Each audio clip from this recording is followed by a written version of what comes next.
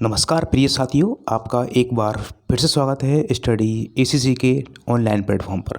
साथियों, हिंदी व्याकरण के आज इस वीडियो में 50 प्रश्न सम्मिलित किए जा रहे हैं, तो आप प्रयास कीजिए कितने प्रश्न आप यहां से सही कर सकते हैं। साथियों, इससे पहले मैं 5000 प्रश्नों की श्रृंखला के हिंदी साहित्य के 2000 प्रश्न साथियों अपलोड कर चुका हूं, जिसमें आपको 4 भाग मिल जाएंगे साथियों। सभी भागों में आपको 500 प्रश्न मिलेंगे। सभी प्रश्न वन लाइन के रूप में दिए गए हैं साथियों। यदि आप देखना चाहते हैं तो देख सकते हैं, लिंक आपको इस वीडियो में मिल जाएगी। ओके साथियों, तो ये रहा इस श्रृंखला का पहला प्रश्न, 1001वां प्रश्न। वह धीरे धीरे चल रहा है। इस वाक्य में धीरे धीरे शब्द व्याकरण की दृष्टि से क्या है? संज्ञा है, सर्वनाम है, क्रिया विशेषण है या फिर विशेषण है? साथियों याद रखना, इसका राइट आंसर हो जाएगा आपका से हो जाएगा क्रिया विशेषण है। अब साथियों, क्रिया विशेषण के लिए बात करें हम तो क्रिया विशेषण आपका 6 प्रकार का होता है, जिसमें आपका स्थानवाचक, कालवाचक, रीतिवाचक, परिमाणवाचक और 2 और होते हैं साथियों आपका, जिसमें निषेध और स्वीकार बोधक। तो इसका बताइए मुझे कमेंट्स बॉक्स में साथियों, ये धीरे धीरे जो शब्द रखा है वो किस प्रकार का अव्यय है, क्रिया विशेषण के अंतर्गत आता है? तो कमेंट्स बॉक्स में बताइए। ओके साथियों, नेक्स्ट प्रश्न चलते हैं आगे हम। प्रश्न संख्या 1002। यद्यपि शब्द में कौन सी संधि है? गुण संधि है, यण संधि है, वृद्धि संधि है या पर दीर्घ संधि है? इसका राइट आंसर हो जाएगा साथियों आपका ब हो जाएगा। इसकी यदि हम संधि विच्छेद करते हैं तो क्या बनेगा साथियों? इसका यदि संधि विच्छेद हम करेंगे तो ये बनेगा शब्द यदि धन अपि। इसका संधि विच्छेद बन जाएगा साथियों, यदि धन अपि हो जाएगा। ठीक है, जब यदि ई या ई के साथ में भिन्न स्वर आता है साथियों, तो ई जो है आपका ये में परिवर्तित हो जाता है, आधे ये में परिवर्तित हो जाता है। तो संधि का ये नियम आपका यण संधि कहलाता है साथियों। ओके, वह इसका राइट आंसर हो जाएगा। नेक्स्ट प्रश्न साथियों, मृगनयनी पद में कौन सा समास निहित है? अव्ययीभाव समास है, तत्पुरुष समास है या फिर साथियों कर्मधारय समास है या फिर बहुव्रीहि समास है? इसका राइट आंसर हो जाएगा साथियों आप से हो जाएगा कर्मधारय समास है। मृग के समान वाली नैन, आंखें। ओके, नैन मतलब होता है आंखें साथियों। नेक्स्ट प्रश्न, श व्यंजन का उच्चारण स्थान कौन सा है साथियों? दंते है, मूर्धा है, तालु है या फिर कंठ है? सोचिए, ये आपके अंदर जो आते हैं साथियों, श जो वर्ण होता है आपका है जो है वो कंठ में आता है साथियों। श दूसरे नंबर पे आता है, मतलब तालु के अंतर्गत ये आता है। तो स इसका राइट आंसर हो जाएगा साथियों। ओके, नेक्स्ट प्रश्न साथियों, वह कल घर जाएगा। वह कल घर जाएगा, ये वाक्य भविष्य काल के किस भेद के अंतर्गत आता है? सामान्य भविष्य काल है। ठीक है, प्रश्न क्या है? वह कल घर जाएगा, सामान्य भविष्य काल है, संभाव्य भविष्य काल है, हेतु मध्य भविष्य काल है या फिर पूर्ण भविष्य काल है? तो इसमें शब्द लिखा हुआ साथियों आपके सामने, वह कल घर जाएगा, यानी यहाँ पर जो है साथियों हम बात जो कर रहे हैं वो बात कर रहे हैं अभी अभी की बात कर रहे हैं। तो इसमें उसका उत्तर जो राइट आंसर हो जाएगा साथियों हो जाएगा आपका ए हो जाएगा, सामान्य भविष्य काल की इसमें बात की जा रही है साथियों। तो ए इसका राइट आंसर हो जाएगा, ना कि संभावना इसमें व्यक्त नहीं की गई है और इसमें हेतु तो है नहीं है साथियों। ठीक है, ये दूसरी बात है नहीं और पूर्ण भविष्य काल तो है नहीं है, क्योंकि यहाँ पर बात जो है पूर्ण नहीं हो रही है साथियों। तो यह जाएगा आपका किस में जाएगा? इसका राइट आंसर हो जाएगा साथियों आपका सामान्य भविष्य काल। ओके साथियों, नेक्स्ट प्रश्न, अभिज्ञ शब्द का विलोम शब्द सही क्या होगा? अभिज्ञ शब्द का सही विलोम शब्द क्या होगा? अज्ञ, अनभिज्ञ, प्रज्ञ या पर चतुर? इसका राइट आंसर हो जाएगा साथियों आपका ब हो जाएगा। अभिज्ञ का होता है अनभिज्ञ विलोम शब्द हो जाएगा। ओके साथियों, नेक्स्ट प्रश्न, आपको ये वीडियो पसंद आए तो लाइक कीजिए साथियों, चैनल को सब्सक्राइब कीजिए और वीडियो को हाइप कीजिए साथियों। प्लीज़ आपसे अनुरोध है कि वीडियो को हाइप जरूर कीजिए। यदि आप नए चैनल पर आए हैं साथियों, प्लीज़ देखिए। नेक्स्ट प्रश्न आपके सामने साथियों, अम्बुज और अम्बुधि शब्द युग्म का सही अर्थभेद क्या है? अम्बुज और अम्बुधि शब्द का सही विलोम शब्द क्या है साथियों? कमल और सागर, सागर और कमल, बादल और कमल, और ऑप्शन दे रखा साथियों आपके सामने द ब्रह्मा और विष्णु। तो देखिए इसका राइट आंसर क्या होता है? अम्बुज। अम्बुज मतलब होता है साथियों यानी अम्बु पानी में ज मतलब जन्म लेना, पानी में जन्म लेने वाला कौन होता है? कमल होता है साथियों। और अम्बुधि, धी मतलब होता है धारण करने वाला, तो अम्बु मतलब पानी को धारण करने वाला होता है आपका सागर। तो राइट इसका आंसर हो जाएगा आपका ए हो जाएगा, कमल और सागर साथियों। ओके, नेक्स्ट प्रश्न, रावण ने रावण को वाण से मारा। इस वाक्य में इस वाक्य में वाण से में कौन सा कारक है? सिंपल सा प्रश्न है साथियों। कर्ता कारक है, कर्म कारक है, करण कारक है, फिर अपादान कारक है। इसका राइट आंसर हो जाएगा साथियों आपका जो है कर्ण साधन के द्वारा मारा गया है, तो स इसका राइट आंसर हो जाएगा साथियों। ओके, कर्ण कारक इसका राइट आंसर होगा। नेक्स्ट प्रश्न, अतियुक्ति शब्द में कौन सा उपसर्ग जुड़ा हुआ है? अतियुक्ति शब्द में कौन सा उपसर्ग लगा हुआ है साथियों? ए उपसर्ग है, अत उपसर्ग है, अति उपसर्ग है या फिर अति उपसर्ग है? राइट इसका आंसर होगा साथियों इसमें अति उपसर्ग जुड़ा हुआ है। तो मुझे कमेंट्स बॉक्स में बताइए साथियों, अतियुक्ति शब्द में जो है संधि कौन सी है? अतियुक्ति शब्द लिखा हुआ है, इसमें संधि कौन सी है? प्रश्न संख्या 109 लिखकर बताइए कमेंट्स बॉक्स में कि अतियुक्ति शब्द का विलोम जो है साथियों आपका संधि विच्छेद क्या होगा और कौन सी संधि इसमें आएगी। ओके साथियों, नेक्स्ट प्रश्न चलते हैं आगे हम। निम्नलिखित में से कौन सा शब्द शुद्ध दे रखा है साथियों? निम्न में से कौन सा शब्द शुद्ध है? देखिए जो है उज्ज्वल, उज्ज्वल या फिर उज्ज्वल और उज्ज्वल। राइट आंसर हो जाएगा साथियों आपका ब हो जाएगा। वेरी सॉरी दोस्तों, ब इसका राइट आंसर नहीं होगा, स इसका राइट आंसर हो जाएगा। इसमें साथियों दो आधे जय आते हैं, ठीक है। ये शब्द उज्ज्वल राइट है एकदम बिल्कुल 100%, तो इसका राइट आंसर हो जाएगा साथियों स हो जाएगा। वेरी सॉरी दोस्तों ब के लिए। नेक्स्ट प्रश्न साथियों, क्रिया के जिस रूप से यह ज्ञात हो कि क्रिया का मुख्य विषय करता है तो उसे कहते हैं कर्मवाच्य। क्रिया का जो मुख्य विषय करता है उसे कहते हैं कर्मवाच्य, भाववाच्य, कर्तृवाच्य या फिर इसमें से कोई नहीं। इसका राइट आंसर हो जाएगा साथियों आपका स हो जाएगा कर्तृवाच्य कहते हैं। जहाँ मुख्य विषय प्रधान होता है, कर्ता प्रधान होता है, वहाँ क्या होता है? कर्तृवाच्य होता है। तो स इसका राइट आंसर होगा साथियों। ओके, नेक्स्ट प्रश्न चलते हैं आगे हम। समुच्चय बोधक अव्यय के मुख्य रूप से कितने भेद होते हैं? बहुत ही अच्छा प्रश्न आपको सामने आया साथियों, परंतु यहाँ पर हिंट दे दी गई है, तो वेरी सॉरी इसके लिए। समुच्चय बोधक अव्यय के मुख्य रूप से कितने भेद होते हैं? 2, 3, 4, 5। राइट आंसर हो जाएगा साथियों 2 होते हैं, जिसमें एक होता है आपका समानाधिकरण, समानाधिकरण और दूसरा होता है व्याधिकरण साथियों, ठीक है। ओके, नेक्स्ट प्रश्न साथियों, तुलसीकृत में कौन सा समास है? तुलसीकृत में कौन सा समास है साथियों? करण तत्व समास है, कर्म तत्व समास है, संप्रदान तत्व समास है, फिर आपादान तत्व समास है। तो याद रखना तुलसी द्वारा कृत, तुलसी के द्वारा कृत है, तुलसी के द्वारा लिखित, यानी कि यहाँ पर राइट आंसर आपको साथियों हो जाएगा ए हो जाएगा, ठीक है, ना कि ये रहेंगे आपके इसमें साधन दे रखा इसलिए। नेक्स्ट प्रश्न साथियों, अन्वय शब्द का सही संधि विच्छेद शब्द कौन सा होगा? इसमें देखिए आप, अन्वय शब्द का सही संधि विच्छेद, अन्वय शब्द का सही संधि विच्छेद क्या होगा साथियों? अन्वय शब्द का सही संधि विच्छेद क्या होगा? देखिए अन धन व्यय हो जाएगा, अनुधन यह हो जाएगा, अन्वय धन यह हो जाएगा और अनुधन आय हो जाएगा। राइट आंसर हो जाएगा साथियों आपका अनुधन यह हो जाएगा, व्यय इसका राइट आंसर होगा साथियों। संधि बताइए इसमें संधि कौन सी है साथियों, मुझे कमेंट्स बॉक्स में बताइए इसमें कौन सी संधि है, संधि का नाम बताइए प्लीज। प्रश्न संख्या 1014 लिखकर। नेक्स्ट प्रश्न साथियों, तरणनी और तरणनी, तरणनी और तरणनी, ठीक है, तरणनी और तरणनी क्रमशः इसका सही अर्थ क्या है साथियों? एक में छोटी मात्रा लगी हुई है, एक में बड़ी लगी हुई है, तरणनी और तरणनी। तो सूर्य और नाभ, नाभ और सूर्य, युक्ति और नदी, नदी और नाभ।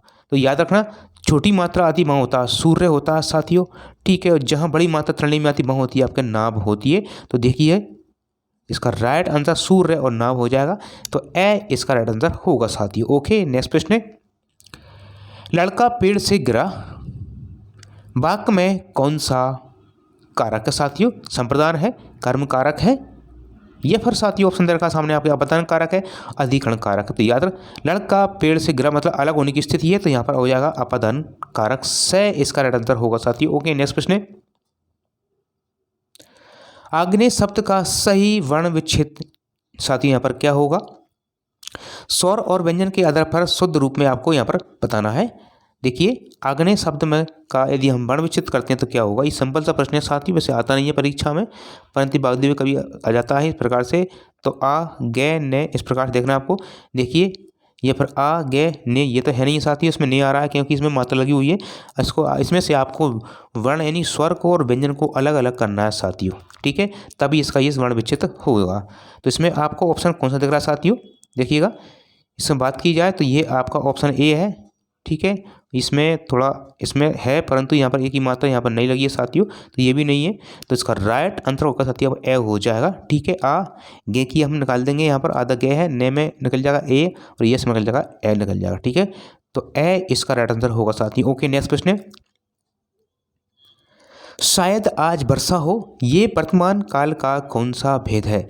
शायद आज वर्षा हो यानी आपको वाच्य बताना कौन सा वाच्य है साथी यहाँ पर, और वाच्य में जो है कौन सा काल के अंतर्गत ए आ रहा है, तो कौन सा काल इसमें आ रहा है साथियों देखिएगा, तात्कालिक वर्तमान काल है, संभाव्य वर्तमान काल है, संदिग्ध वर्तमान काल है, और ऑप्शन दे रखा है नेक्स्ट ऑप्शन पूर्ण वर्तमान काल है। तो साथ ही से पूर्ण वर्तमान काल तो है ही नहीं है, क्योंकि यहाँ पर लगा हुआ है शायद, लगा हुआ शायद आज वर्षा हो, और यहाँ पर तात्कालिक भी ये है नहीं है। तो बचे हमारे पास दो ऑप्शन साथियों, इसका राइट देखिए संभाव्य वर्तमान काल, संभावना व्यक्त की जा रही है यहाँ पर, क्या व्यक्त की जा रही है, संभावना व्यक्त की जा रही है, इसलिए यहाँ पर आपका हो जाएगा ब इसका राइट आंसर होगा साथियों। ओके, संभाव्य वर्तमान काल इसका राइट आंसर होगा साथियों। ओके, नेक्स्ट प्रश्न साथियों आपके सामने आया प्रश्न, सैमानाधिकरण, सैमानाधिकरण अव्यय का प्रयोग किस प्रकार के वाक्यों में होता है? बहुत ही अच्छा प्रश्न आपके सामने आया है साथियों। समानाधिकरण समुच्चय बोधक अव्यय का प्रयोग किस प्रकार के वाक्यों में किया जाता है? मिश्रित वाक्यों में, संयुक्त वाक्यों में, सरल वाक्यों में या फिर प्रश्नवाचक वाक्यों में? तो याद रखना इसका राइट आंसर हो जाएगा साथियों आपका ब हो जाएगा। क्या हो जाएगा? ब। संयुक्त वाक्यों में इस प्रकार के अव्यय शब्दों का प्रयोग किया जाता है और शब्द होते हैं वो आपके सैमानाधिकरण साथियों। ओके, नेक्स्ट प्रश्न, वृक्ष शब्द का पर्यायवाची इसमें कौन सा नहीं है साथियों? तो देखिए ऑप्शन में आपके सामने बिटप, पादप, तरु और बिहग। तो बिटप मतलब वृक्ष होता है, पादप होता है, तरु होता है, परंतु बिहग मतलब पक्षी होता है साथियों। तो द इसका राइट आंसर हो जाएगा साथियों। ओके, नेक्स्ट प्रश्न साथियों, सद्धर्म, सद्धर्म का सही संधि विच्छेद क्या होगा? सद्धन धर्म होगा, सतधन धर्म होगा, शधन धर्म होगा, सतधन धर्म होगा। तो याद रखना इसका राइट आंसर हो जाएगा साथियों आपका ब, सतधन धर्म हो जाएगा। संधि की बात की जाए तो यहाँ पर आपके व्यंजन संधि का ये एग्जाम्पल दिया गया है साथियों। ओके, नेक्स्ट प्रश्न, यथाशक्ति शब्द में कौन सा समास जुड़ा हुआ है? बहुव्रीहि, अव्ययी भाव, तत्पुरुष समास या फिर द्वंद्व समास? राइट आंसर हो जाएगा साथियों आपका ब, अव्ययी भाव समास, यथाशक्ति यानी शक्ति के अनुसार। नेक्स्ट प्रश्न साथियों, निम्नलिखित में से अर्धस्वर कौन से हैं? बहुत ही अच्छा प्रश्न आया सामने आपके। निम्नलिखित में से अर्धस्वर साथियों कौन कौन से होते हैं? देखिए, ये और वे होते हैं, ई और उ होते हैं, री और लरी होते हैं, या फिर री और श होते हैं। तो इसका राइट आंसर होगा अर्धस्वर होते हैं ये और वे, ये आपके अर्धस्वर के अंतर्गत आते हैं साथियों, और इन्हें हम जो है अंत्यस्थ व्यंजन भी कहते हैं साथियों। ओके, नेक्स्ट प्रश्न चलते हैं आगे हम। प्रश्न संख्या 1024, वह पढ़ रहा होगा। क्या वाक्य है आपके सामने? वह पढ़ रहा होगा। ये वाक्य भूतकाल के किस भेद को दर्शाता है साथियों? पूर्ण भूतकाल है, आसन्न भूतकाल है, संदिग्ध भूतकाल है और अपूर्ण भूतकाल है। वह पढ़ रहा होगा तो पूर्ण भूतकाल साथियों इसमें ऑप्शन नहीं होगा इसका राइट आंसर। ठीक है, तो थोड़ा सा और हम देखते हैं इसके आगे। आसन्न भूतकाल है क्या? वह पढ़ रहा होगा, जी नहीं है, बिल्कुल पढ़ रहा होगा। संदिग्ध भूतकाल हो सकता है, अपूर्ण भूतकाल, वह पढ़ रहा होगा, तो यहाँ पर अपूर्ण भूतकाल ये भी हो सकता है, परंतु साथियों लिखा है पढ़ रहा होगा शब्द लगा रहा है यहाँ पर, पढ़ रहा है तो आपका अपूर्ण में आ जाएगा, परंतु साथियों होगा शब्द लगा हुआ है, गा लगा हुआ है पीछे, तो ये संदिग्ध भूतकाल हो जाएगा। तो स इसका राइट आंसर होगा साथियों। ओके, नेक्स्ट प्रश्न, उद्धत शब्द का सही विलोम शब्द क्या होगा? उद्धत शब्द का सही विलोम शब्द क्या होगा साथियों? सौम्य होगा, विनीत होगा, या फिर ऑप्शन दे रखा है आपके सामने अनुदत होगा, या फिर उपयुक्त सभी। इसका राइट आंसर हो जाएगा साथियों उद्धत शब्द का जो विलोम शब्द होगा वो सौम्य होगा, विनीत होगा और अनुदत भी होगा। तो इसका राइट आंसर आपका हो जाएगा साथियों द। ओके, अपेक्षा और उपेक्षा शब्द का युग्म शब्द इसमें सही अर्थ कौन सा होगा साथियों? अपेक्षा और उपेक्षा शब्द का युग्म का सही अर्थ देखिए, तुलना और तिरस्कार, तुलना करने में या तिरस्कार करने में, तिरस्कार और तुलना में, इच्छा और आवश्यकता, आशा और लापरवाही। अपेक्षा करना और एक उपेक्षा करना, अपेक्षा करना मतलब किसी का निरादर करना, तिरस्कार करना होता है, और उपेक्षा करना मतलब होता है साथियों यहाँ पर उससे जो है उपेक्षा कर रहे हैं अपन, तो उसका जो है यहाँ पर तिरस्कार कर रहे हैं और अपेक्षा कर रहे हैं, तो मतलब उसे हम साथियों तुलना कर रहे हैं। तो इसका राइट जो आंसर होगा साथियों वो हो जाएगा ए। अपेक्षा मतलब होता है तुलना करना और उपेक्षा मतलब होता है किसी का तिरस्कार करना, अपमान करना होता है। तो ए इसका राइट आंसर हो जाएगा साथियों। ओके, नेक्स्ट प्रश्न है, परमेश्वर शब्द में कौन सा समास प्रयुक्त हुआ है? परमेश्वर शब्द में कौन सा समास प्रयुक्त हुआ है साथियों? द्विगु समास है, कर्मधारय समास है, तत्पुरुष समास है और अव्ययीभाव समास है। परम है जो ईश्वर, तो कर्मधारय समास इसका राइट आंसर हो जाएगा। तो मुझे बताइए परमेश्वर शब्द में साथियों कौन सी संधि है? इसमें संधि है आपके गुण संधि है। कौन संधि साथियों? गुण संधि है। और इसका यदि हम संधि विच्छेद तो परम धन क्या हो जाएगा साथियों? ईश्वर हो जाएगा। इसका संधि विच्छेद यदि हम करेंगे तब, ठीक है। ओके साथियों, नेक्स्ट प्रश्न साथियों, ज्ञ वर्ण किन वर्णों के योग संयोग से बना है साथियों? ज और य से, ज आधा और य से, ज और य से, ज और ध से। राइट इसका आंसर होगा ज और य से हो जाएगा साथियों। तो ब इसका राइट आंसर होगा, ठीक है।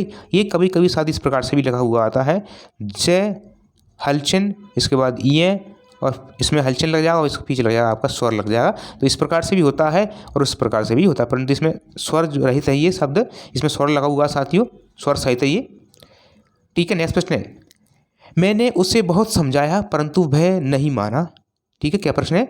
मैंने उसे बहुत समझाया परंतु वह नहीं माना। रेखांकित शब्द क्या है? परंतु जो शब्द रखा साथियों वो किस प्रकार का शब्द है? क्रिया विशेषण शब्द, क्रिया विशेषण है, विस्मयादि बोधक अव्यय है, समानाधिकरण समुच्चय बोधक अव्यय है या फिर वैधिकरण समुच्चय बोधक अव्यय है? बहुत ही अच्छा प्रश्न आपके सामने आया है साथियों। मैंने उसे बहुत समझाया परंतु वह नहीं माना। ये जो है शब्द परंतु यहाँ पर किस प्रकार का क्रिया विशेषण है? जी नहीं, क्रिया विशेषण नहीं है साथियों। विस्मयादि बोधक है, जी वाक्य भी ये शब्द भी नहीं है साथियों। तो ये है आपका समानाधिकरण समुच्चय बोधक अव्यय है। तो स इसका राइट आंसर हो जाएगा साथियों। ओके, ये आपका समानाधिकरण समुच्चय बोधक अव्यय के अंतर्गत आता है ये शब्द साथियों। ओके, परंतु, लेकिन, किंतु, परंतु, या, और, या, अथवा, ठीक है साथियों। नेक्स्ट प्रश्न, मेरी छोटी दोस्तों, शुद्ध वर्तनी का चयन कीजिएगा। कवियत्री, कवियत्री, कवियत्री और कवियत्री। जी नहीं, राइट आंसर होगा कब धन इत्री हो जाएगा, कवियत्री हो जाएगा। स इसका राइट आंसर होगा साथियों। ये आपका शुद्ध शब्द है, ये आपको याद रखना है। इसी प्रकार आता है एक शब्द और आता है साथियों आपका जो है रचयिता आता है। ये रचयिता, रचयिता, ये शब्द साथियों क्या है? गलत है, इस प्रकार से होता है। परंतु आपको इसका शुद्ध कैसे लिखना है? रचयिता जो होता है वो इस प्रकार से होता है साथियों, रचयिता, ठीक है। इस प्रकार से शुद्ध माना जाता है। तो इसी प्रकार ये शब्द है आपका कवियत्री, याद रखना है साथियों आपको। नेक्स्ट प्रश्न चलते हैं आगे हम। बहुवचन शब्द का जो है चयन कीजिए। इसमें कौन सा शब्द बहुवचन है? प्राण, लड़का, पुस्तक और घर। राइट आंसर हो जाएगा साथियों आपका जो है प्राण। प्राण, उसके प्राण निकल गए, नहीं उसके प्राण निकल गए, यहाँ पर बहुवचन के रूप में प्रयुक्त होता है प्राण शब्द। ओके, तो ए इसका राइट आंसर हो जाएगा साथियों। नेक्स्ट प्रश्न चलते हैं आगे हम। मुझसे चला नहीं जाता वाक्य में कौन सा वाच्य है? मुझसे चला नहीं जाता वाक्य में कौन सा वाच्य है साथियों? कर्तृवाच्य है, कर्मवाच्य है, भाववाच्य है या फिर इसमें से कोई नहीं। राइट आंसर हो जाएगा आपका सही हो जाएगा, ये भाववाच्य है। देखिए भाववाच्य साथियों वहाँ पर होता है जहाँ आपका जो क्रिया होती है साथियों वो भावों के अनुसार होती है, यानी कि ना तो कर्ता के अनुसार होती है और ना ही कर्म के अनुसार होती है, बल्कि भावों के अनुसार होती है। और एक और बात साथियों, क्रिया हमेशा यहाँ पर कैसी होती है? पुल्लिंग होती है और हमेशा एक वचन होती है और अन्य पुरुष के अंतर्गत आती है साथियों, आपको ये भी याद रखना है, ठीक है साथियों। नेक्स्ट प्रश्न साथियों, वैधिकरण समुच्चय बोधक अव्यय में कितने जो है भेद होते हैं? वैधिकरण समुच्चय बोधक अव्यय के कितने भेद होते हैं? 2, 3, 4, 5। ये प्रश्न अच्छा है साथियों, कितने होते हैं? तो इसके मूल रूप से 4 भेद होते हैं साथियों। कितने होते हैं?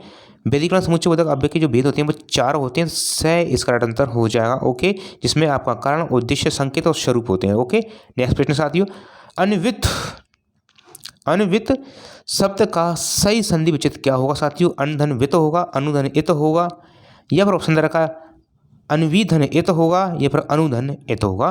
तो याद रखना इसका राइट आंसर हो जाएगा साथियों अनुधन इत होगा, व इसका राइट आंसर होगा साथियों। ओके, नेक्स्ट प्रश्न साथियों, संधि की बात की जाए तो आपको कमेंट्स बॉक्स में बताना है इसमें कौन सी संधि है साथियों। पावक शब्द जो है इसका पर्यायवाची शब्द है साथियों, और पावक शब्द में कौन सी संधि है और इसका संधि विच्छेद क्या हुआ कमेंट्स बॉक्स में जरूर बताइए साथियों। आप पे लीजिए ऑप्शन है प्रश्न संख्या 1035 लिखकर। ठीक है, पावक शब्द जो है वो किसका पर्यायवाची है, जल का है, वायु का है, अग्नि का है या पर पृथ्वी का है। एक होता है पावक और एक होता है पावस, दोनों याद रखना। एक होता है पावस और एक होता है पावश, दोनों का आपको याद रखना है साथियों। पावक मतलब होता है आपका अग्नि होता है, पावस मतलब होता है खीर, क्या होता है खीर। ठीक है, दोनों का याद आपको रखना है। आपका ये समश्रुति व्यंजक शब्द में पूछा जाता है साथियों। नेक्स्ट प्रश्न, पेड़ से फल गिरा इस वाक्य में कौन सा कारक है, इसका उत्तर आपको कमेंट्स बॉक्स में देना। संबंध कारक, अपादान कारक, संपादन कारक, अधिकरण कारक। ये सिंपल सा प्रश्न है साथियों। नेक्स्ट प्रश्न, उत्पत्ति के आधार पर, किसके आधार पर, उत्पत्ति के आधार पर शब्द के कितने भेद होते हैं साथियों। उत्पत्ति के आधार पर शब्द के कितने भेद होते हैं, 2, 4, 5, 6। बहुत ही अच्छा प्रश्न आया साथियों ये। इसमें उत्पत्ति के आधार पर आपके साथियों 5 भेद होते हैं। कितने होते हैं, 5 होते हैं। तत्सम, तद्भव, देशज, विदेशज एंड शंकर। ओके साथियों, याद रखना। तो मुझे बताइए कमेंट्स बॉक्स में व्युत्पत्ति के आधार पर कितने भेद होते हैं साथियों शब्द के, व्युत्पत्ति के आधार पर, ये उत्पत्ति के आधार पर साथियों याद रखना, दोनों शब्द अलग अलग हैं। नेक्स्ट प्रश्न साथियों, ओ और औ किस प्रकार के वर्ण हैं, तालव्य है, मूर्धन्य है, दंतोष्ठ है या फिर कंठोष्ठ है। तो याद रखना साथियों, जो ओ है साथियों वो इस प्रकार मिलकर बना होता है, ए और प्लस ऊ से मिलकर बनता है आपका ओ बनता है। ठीक है, तो ऊ आपका ओष्ठ में आता है, किस में आता है साथियों, ओष्ठ में आता है। और ए आपका कंठे में आता है, तो क्या होगा, कंठे ओष्ठ हो गया साथियों। ठीक है, तो इसका द इसका राइट आंसर हो जाएगा कंठोष्ठ। ओके साथियों, नेक्स्ट प्रश्न, निम्नलिखित में से शुद्ध वाक्य कौन सा है। निम्नलिखित में से शुद्ध वाक्य साथियों कौन सा है, देखिए यहाँ जो है शुद्ध वाक्य, यहाँ शुद्ध गाय का दूध मिलता है, यहाँ शुद्ध गाय का दूध मिलता है। ऑप्शन और देखिएगा साथियों, यहाँ गाय का शुद्ध दूध मिलता है, शुद्ध गाय का यहाँ दूध मिलता है, गाय का यहाँ शुद्ध दूध मिलता है। बहुत ही अच्छा प्रश्न है आपके सामने, ये प्रश्न आया है साथियों। तो यहाँ गाय का शुद्ध दूध मिलता है, ब इसका राइट आंसर होगा साथियों। यहाँ गाय का शुद्ध दूध मिलता है, बाकी इसमें सभी मिसप्रिंट हैं, गलत हैं साथियों। ओके, नेक्स्ट प्रश्न चलते हैं आगे। श्रोता शब्द का बहुवचन रूप क्या होगा। अच्छा प्रश्न आपके सामने आया है साथियों। श्रोता शब्द का यदि हम बहुवचन रूप बनाते हैं तो क्या बनेगा, श्रोताएं, श्रोताजन, श्रोतागण, श्रोताएं, श्रोताएं या फिर श्रोताएं। राइट आंसर होगा साथियों आपका से हो जाएगा, श्रोतागण को बोलते हैं, बहुवचन शब्द बन जाएगा। नेक्स्ट प्रश्न साथियों, आगामी शब्द का विलोम शब्द क्या होगा। आगामी शब्द का विलोम शब्द क्या होगा साथियों, बीता हुआ, विगत या फिर भविष्य या फिर परोक्ष। बीता हुआ, विगत, भविष्य और परोक्ष। आप आगामी शब्द की बात की जाइए तो राइट आंसर हो जाएगा साथियों विगत, ब इसका राइट आंसर होगा। सिंपल सा इसका एग्जाम उत्तर साथियों। नेक्स्ट प्रश्न है, नील कमल शब्द में कौन सा समास है, बहुव्रीहि, तत्पुरुष समास, कर्मधारय समास, द्विगु समास। राइट आंसर होगा साथियों से कर्मधारय समास है। ओके साथियों, नेक्स्ट प्रश्न है, अल्पप्राण वर्णों का समूह कौन सा है। देखिए अल्पप्राण की बात की जाए, अल्पप्राण, महाप्राण साथियों, इसके अलावा आपका होता है अघोष, घोष। तो याद रखना आपको, अल्पप्राण वर्णों के समूह की बात की जा रही है। यहाँ पर के, गे और यंग होता है, खे, खे होता है, खे और घे होता है, छे, छे, जे होता है या पर टे, ठे होता है। तो आपसे बात की जा रही है अल्पप्राण के साथियों। तो अल्पप्राण की हम पहचान कैसे करते हैं, पहला वर्ग, दूसरा वर्ग नहीं होता है, तीसरा वर्ग और ये पांचवा वर्ग साथियों। ठीक है, पहला 3, 1, 3, 5 ये क्या होते हैं आपके अल्पप्राण होते हैं। तो एक में आपका कै आ रहा साथियों। ठीक है, इसके बाद कै, खे नहीं आ रहा, गे आ रहा, जी बिल्कुल इसमें गे आ रहा साथ, यहाँ पर गे आता है। ठीक है, ये के आता है और यंगे आपका 5 में आता है जी। इसका राइट आंसर हो जाएगा साथियों आपका गे हो जाएगा। ठीक है, सॉरी ए इसका राइट आंसर हो जाएगा। ये आपके अल्पप्राण समूह, अल्पप्राण वर्णों के समूह हैं। ओके साथियों, नेक्स्ट प्रश्न चलते हैं आगे हम। वाच्य के कितने भेद होते हैं साथियों, 3 होते हैं, 2 होते हैं, 4 होते हैं, 5 होते हैं, 3 होते हैं। याद रखना कितने होते हैं, 3 होते हैं, कर्तृवाच्य, भाववाच्य और आपका होता है साथियों कर्मवाच्य। नेक्स्ट प्रश्न साथियों, यदि तुम मेहनत करते तो सफल हो जाते, क्या प्रश्न है? अच्छा प्रश्न आपके सामने आया है। यदि तुम मेहनत करते तो सफल हो जाते। ये है काल का कौन सा भेद है साथियों? आसन भूतकाल है, पूर्ण भूतकाल है, हेतु मत भूतकाल है और सामान्य भूतकाल है। बहुत ही अच्छा प्रश्न आपके सामने आया है। राइट आंसर हो जाएगा साथियों आपका से। जहाँ पर कोई बात कारण पर यदि दी जाती है, यदि कोई बात किसी पर डिपेंड होती है, वहाँ पर आपका हेतु मत भूतकाल होता है। यदि आप मेहनत करोगे तो सफल जरूर हो जाओगे, यानी एक वाक्य दूसरे वाक्य पर डिपेंड होता है, वहाँ पर हेतु मत भूतकाल होता है साथियों। ओके, नेक्स्ट प्रश्न चलते हैं आगे हम। अव्यय का दूसरा नाम क्या होता है? अविकारी, विकारी या फिर साथियों पदबंध या फिर पद। तो याद रखना, अव्यय शब्द को बोलते हैं हम अविकारी शब्द कहते हैं। तो व्यय इसका राइट आंसर हो जाएगा साथियों।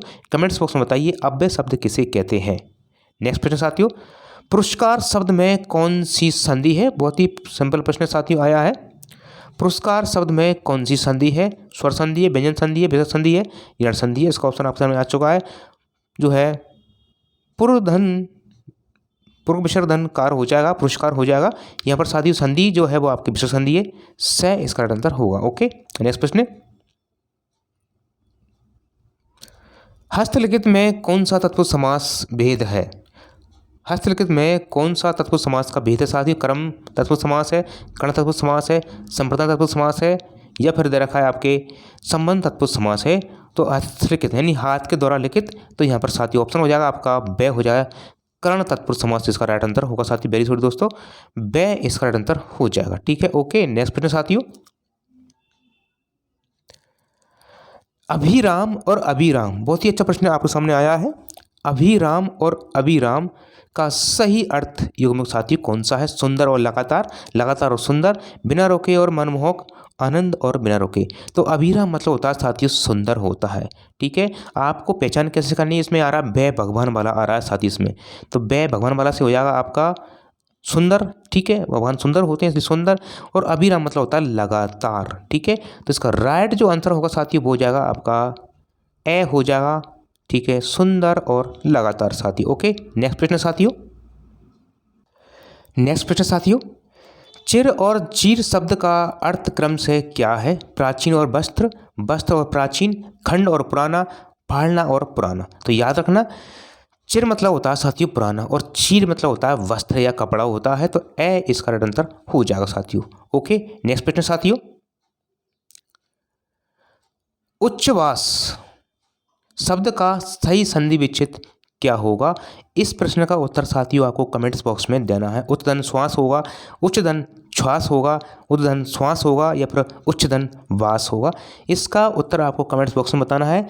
प्रश्न संख्या 1051 का साथियों। ओके साथियों, आप इस वीडियो को प्लीज़ पूरा देखिए, पसंद आए तो लाइक कीजिए, चैनल को सब्सक्राइब कीजिए और वीडियो को हाइप करना मत भूलिए और अपने दोस्तों को शेयर कीजिए साथियों प्लीज़। धन्यवाद, आपका दिन शुभ हो। Thank you very much.